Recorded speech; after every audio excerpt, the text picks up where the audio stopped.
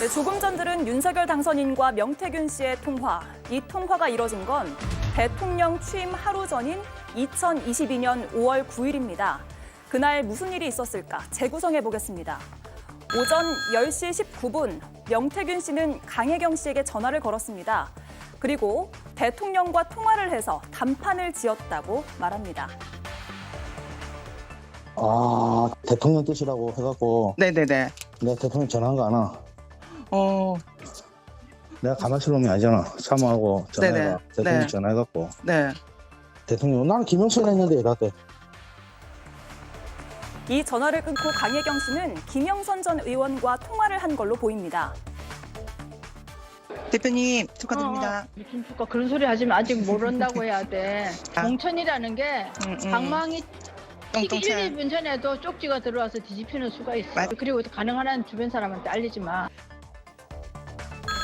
그리고 오후 4시경 명 씨는 김영선 전 의원의 현수막 제작에 대해 논의를 합니다.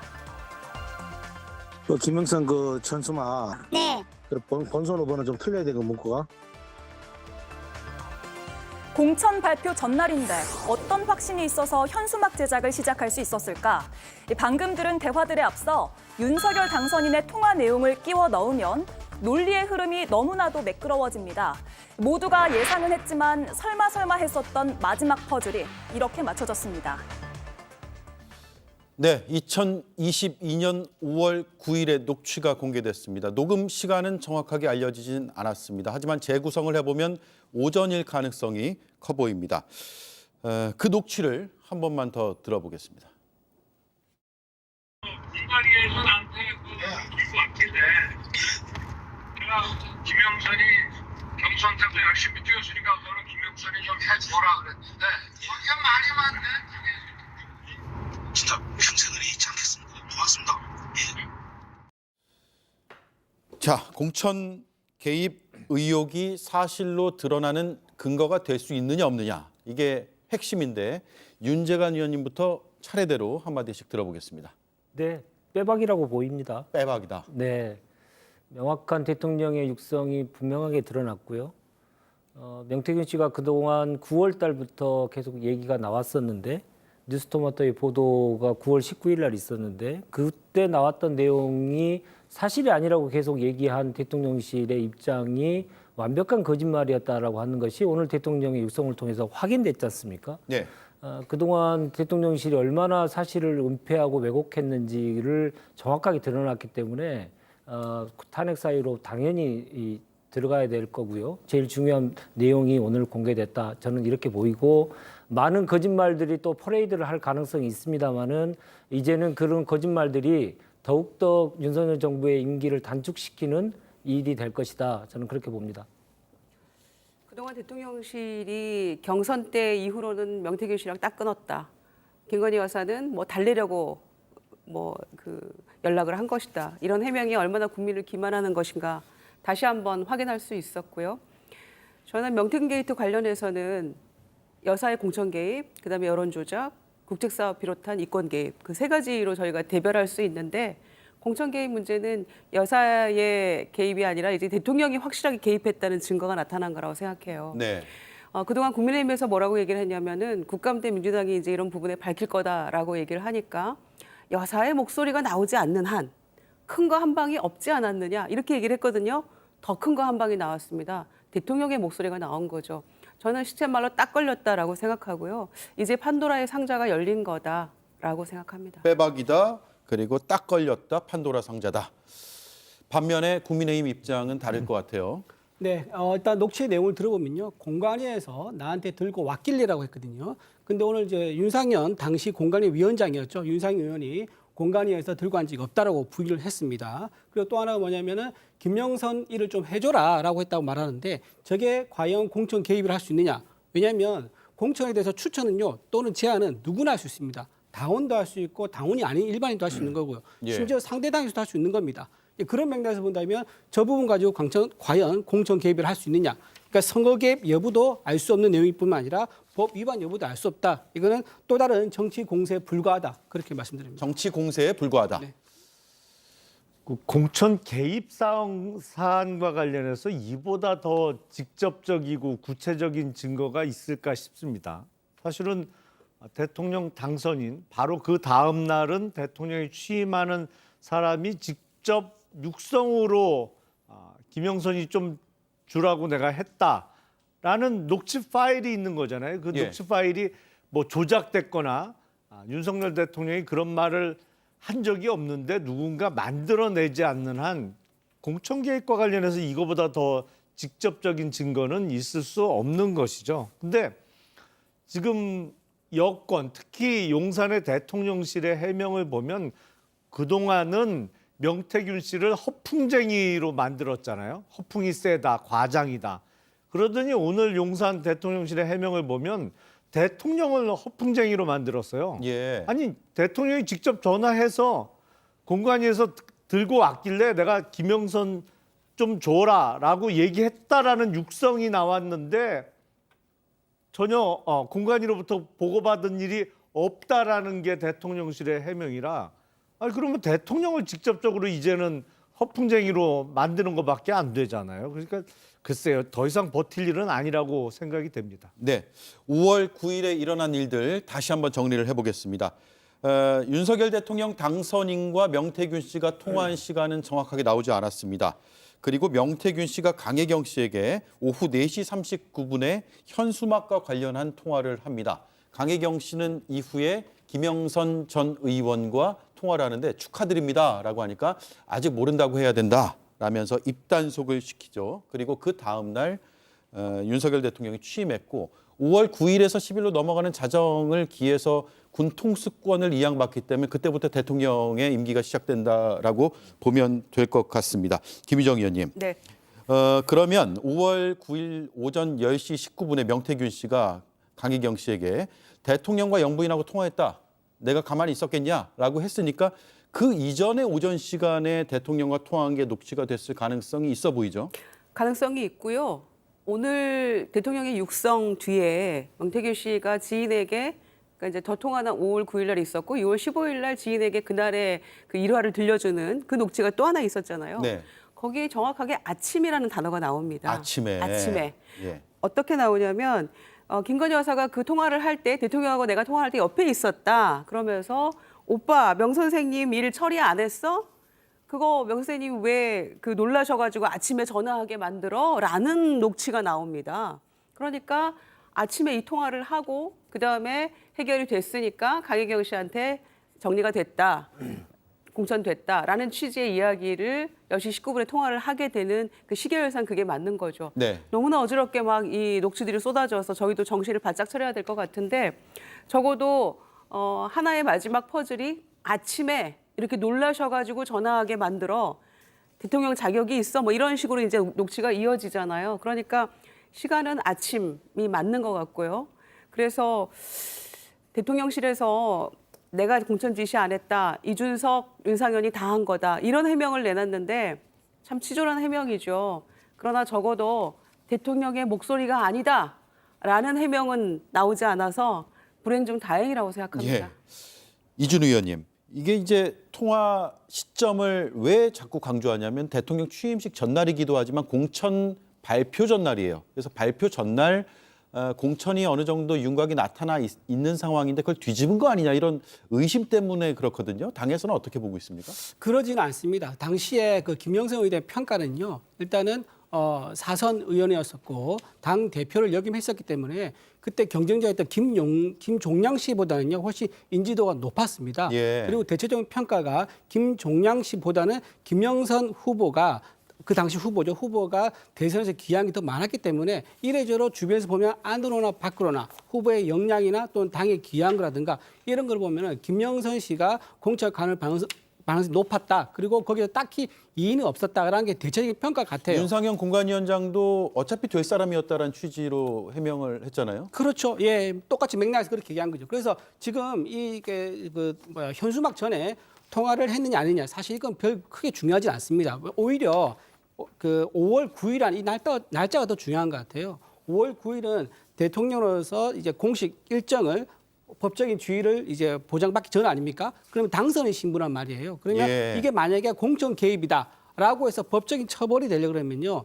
이때 공무원 신분이 되거든요. 하지만 이때 비공무원 신분입니다. 그래서 법적인 처벌 대상도 되지 않는 이런 상황인데 사실은 당선되고 나서요. 전화 받는 거는 굉장히 많습니다. 선거 캠프 관계자 또는 시민들 뭐 여러분이 있죠. 그건 이재명 대표도 전당대회 이기고 나면요. 여러 사람들 전화를 받을 겁니다. 네. 당 관계자부터 해서요. 그래서 그렇게 전화받은 모든 것들을 만약에 녹취를 한다 그러면요. 그 녹취는 아마 전국에 다 찾아보면 수천 개가 될 겁니다. 예. 그 수천 개 중에서 일부를 저렇게 발췌해서 뭔가 의미가 있는 것이 부여한다 그러면요. 아마 모든 당 대표라든가 당선인들이 자유롭지 못할 것이다. 이렇게 생각합니다. 네. 그거 관련해서 조금 제가 법률적으로 설명을 드려야 될 것 같은데요. 그러니까 공천 개입 금지 규정이 직접적으로는 공직선거법에 있죠. 네. 그 규정에는 이제 공무원이라는 신분이 있어야 되는 건 맞습니다. 근데 저게 왜 우리가 여론조사 관련해서 그 명태균 씨가 약 3억 7천만 원의 비용을 들여서 여론조사를 했는데 그 돈을 못 받았고 그 대신 공천을 받아왔더라라는 강혜경 씨의 진술이 있잖아요. 그 대가성을 인정을 한다고 하면 굳이 공무원의 신분이 필요 없습니다. 예. 공직선거법상 금전적 이익과 관련해서 공천인을 주고받거나 관여했으면 꼭 공무원 신분이 없더라도 처벌할 수 있는 형사처벌 규정이 있고요. 무엇보다도 공직선거법뿐만 아니라 저거는 공천심사와 관련한 정당의 업무 방해를 한 행위이기 때문에 그건 굳이 대통령 당선인이냐 아니면 취임 이후냐 그 신분을 가릴 필요가 없어요. 예. 그러니까 업무 방해죄는 뭐 취임 전이든 후든 성립하는데 아무 문제가 없습니다. 예. 제가 말씀을 좀 예, 반박하시죠. 예, 강혜경 씨의 일단 일방적인 주장인 거고요. 그리고 명태균 씨가 이 부분에 대해서 본인이 부인을 했습니다. 대통령으로부터 여론조사 의뢰 받은 적도 없고 비용에 대해서 얘기 나눈 적도 없다고 한 거기 때문에 강혜경 씨의 주장을 전제로 혐의가 있다고 말한 것은 좀 무리다 이렇게 말씀드립니다. 네. 아니 그러면 업무 방해죄는 안 된다고 생각하세요? 강혜경 씨 주장이죠 지금. 아니, 주장이지 그러니까- 않습니까? 네, 네. 그러니까 주장을 이제 사실로 전제하고 잠깐만요. 얘기한 건 야. 굉장히 무리라는 그러니까 제가 좀 말씀드립니다. 설명을 드릴게요. 그러니까 여론조사 비용 3억 7천만 원의 비용을 받는 대신 공천을 받아왔더라 라는 강혜경 씨 주장 말고 자 정당에 공정하게 심사해야 될 공천 관리와 관한 정당의 업무가 있잖아요. 그거를 위력으로서 방해하면 업무 방해죄가 성립하는 것이거든요. 근데 거기서 위력이라는 거 꼭 물리적으로 뭐 힘으로 하는 거 말고도 예. 어떤 지위를 이용한 안 들어줄 수 없는 부탁 내지는 협박도 업무 방해죄의 위력에 해당한다는 게 우리 법원의 오래된 판례거든요. 예. 대통령 당선자 그리고 그 다음 날 대통령이 되는 사람인데 몇 시간 후면 그 사람이 이 사람을 해주려는데 그 얘기를 안 들어줄 사람이 어디 있어요? 안 들어줄 수 있는 사람이 저게 업무방해죄가 어떻게 안 돼요, 저게? 네. 자, 제가 정리를 좀 하면요. 공직선거법 위반 여부를 굳이 국한에서 따질 필요 없다 이 말씀이잖아요. 그렇죠. 업무방해죄는 성립이 넉넉하게 된다는 말씀을 드리는 예, 겁니다. 더 나아가서 이게 뇌물 혐의로까지 확장될 수 있느냐를 또 의문을 제기하는 분들도 있기 때문에 법률적인 건 잠시 뒤에 다시 한번 따져보도록 하고요. 자, 6월 15일 그러니까 5월 9일에 녹취가 되고 6월 15일 날 이 녹취를 지인에게 들려주는 상황이 녹음이 됐고요. 아마도 그 상황에서 양자 간의 통화 내용을 다시 녹음하는 상황이 벌어진 것 같은데 그때 녹취를 들어보겠습니다. 내가 평생 일에 있지 않겠습니다 하니까 알았어 내가 지금 했지? 지 마누라한테 그 말이야. 마누라가 딱 옆에서 그리고 바로 끊자마자 마누라 전화 왔어. 선생님 윤상현이한테 전화했습니다. 보안 유지하시고 내일 취임식에 꼭 오십시오. 이래 전화 끊은 거야. 네, 김희정 의원님. 네. 지금 그러면 이게 윤석열 대통령, 김건희 여사, 강혜경 씨, 김영선 전 의원 이런 식으로 명태균 씨가 쭉 통화를 그날 한단 말이에요. 네. 그리고 그걸 한 달 뒤에 이렇게 들려주고 이걸 종합했을 때 공천 개입 의혹의 퍼즐은 거의 이제 다 맞춰졌다. 이렇게 판단을 해도 되겠습니까? 네, 저는 뭐 99%, 100%라고 단정할 수는 없으니까 1%는 남겨놓고요. 예. 저희가 5월 2일 날 그 여사랑 통화했던 거를 저희가 지난 시간에도 얘기를 했었잖아요. 내가 고마워서 자기 선물이래라고 하면서 공천을 줬다는 얘기를 했잖아요. 네. 그게 이제 5월 2일이었어요. 공천 발표 8일 전이었죠. 그런데 5월 9일 날 통화에서는 김건희 여사가 옆에 있으면서 그 명세님 일 처리 안 했냐. 오빠 그리고 대통령 자격 있냐만 이제 그런 얘기를 했다는 거 아닙니까? 그런데 대통령과의 통화에서 대통령이 뭐라고 얘기를 했냐면 나는 김영선이랑 했는데 당에서 뭐 다들 난리다. 뭐 이런 예. 취지 얘기 나오지 않았습니까? 그게 명태균 씨가 강혜경 씨한테 했던 녹취록 내용하고 굉장히 일치합니다. 그러니까 당에서 난리라는 이야기는 여사한테 내가 선물로 공천을 받았음에도 불구하고 그 뒤로 윤핵관들이 이걸 뒤집으려고 했다. 그게 그러면서 나온 이야기가 윤환홍, 권성동 의원 이름이 나온 거 아닙니까? 했는데 내가 누구야, 내가 그거 참고 있을 사람 아니잖아 라고 얘기해서 본인이 정리했다는 얘기를 하거든요. 그것도 5월 9일 날 녹취였던 걸로 저희는 기억을 하거든요. 그러니까 이게 퍼즐이 완전히 딱 맞는 거죠. 선물로 받았는데 왜 그게 처리가 똑바로 안 됐냐라는 타박이 있었고 대통령은 나는 그렇게 말했는데 당에서 난리더라. 어쨌거나 처리가 됐다. 이런 취지 아닙니까? 네. 그러니까 이게 딱 들어맞는 거고요. 그 뒤에 근데 유상현 의원은 공관위원장으로서 나는 보고한 바가 없다라고 얘기하면 대통령이 얘기하고 완전 달라지는데 적어도 나는 보고하지 않았다라고 얘기를 했거든요. 그러면 또 다른 공관위원 중에 누군가는 보고를 했다는 이야기가 되는데 그게 아니라면 대통령이 거짓말하는 걸로 되는 거잖아요. 그거는 그렇다 치더라도 여사가 윤상현에게 전화했습니다. 보안 유지해 주시고 내일 취임식에는 꼭 참석해 주세요. 이렇게 얘기를 했다는 거잖아요. 명태균 씨 얘기에 따르면. 그러면 윤상현 의원은 내가 보고는 안 했다. 공관위원장이지만 그 말이 맞다 쳐도 여사가 전화를 했다는 거 아닙니까? 여사가 전화를 했는지 대통령이 했는지 아무튼 윤상현에게 전화를 했습니다라는 그런 얘기를 명태균 씨가 하고 있기 때문에 그 부분에 대한 해명도 규명도 필요한 부분이죠. 네. 네. 자, 녹취가 5월 9일인데 그로부터 2달 전에 대선이 있었어요. 대선 끝나자마자 윤석열 당선인이 선대본부 회단식에서 한 말이 있습니다. 공천, 당 사무 이런 거 안 하겠다라는 말이었는데 한번 들어보시죠. 대통령에 대한 저는 모든 공무원을 지휘하는 입장에 있기 때문에 당의 사무와 정치에는 관여할 수 없습니다. 여러분께서 저를 많이 도와주셔야 됩니다. 저는 여러분들 도와드리기 쉽지 않습니다.